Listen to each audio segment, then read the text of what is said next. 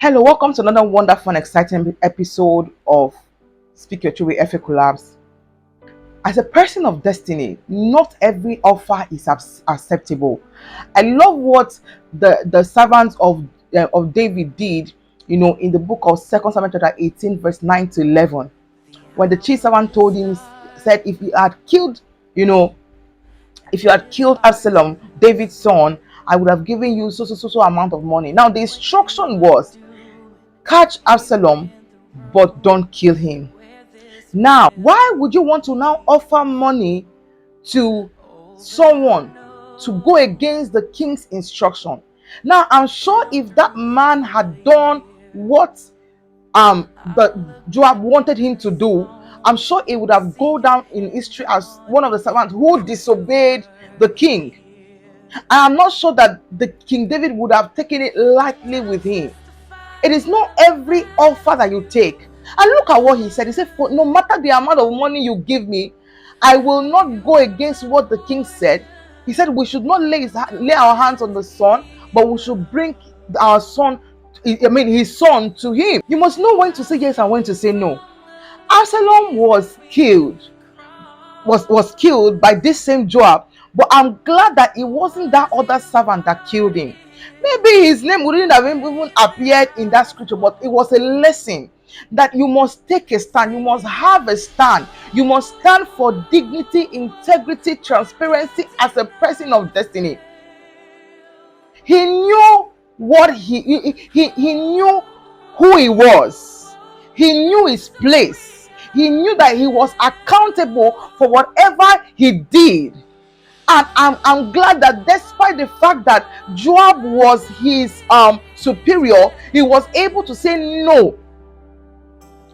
There are times when you should say no and there are times when you should say yes.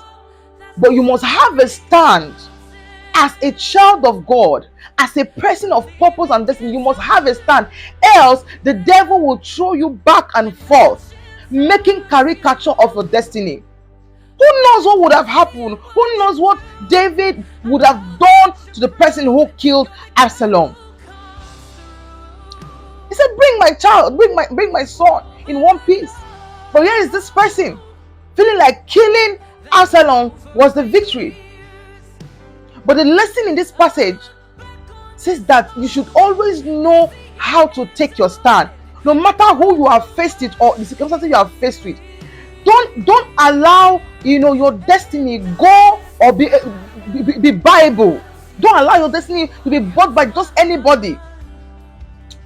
Know that your destiny is worth more than silver or gold. The reason why you are on that assignment, why God has put you in that place, is worth more than gold and silver. God has given you instructions. What are you doing with those instructions? Are you letting people buy you out of destiny? Are you letting people talk you out of destiny, out of the place of purpose? Focus on where God is taking you to, where He's leading you to. Make sure you have a stand. Know when to say yes and when to say no. There are things in your life that God has placed there that cannot be bought. And when you lose it, it is gone. Have a stand. It's not everything that is offered to you that you accept. Not everything. You must take a stand for the truth, for things that pertain to life and godliness.